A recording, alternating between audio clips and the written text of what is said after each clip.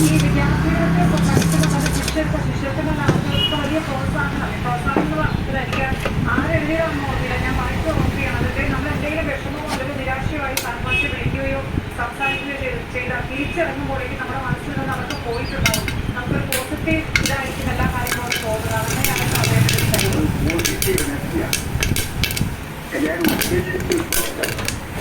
എല്ലാവരും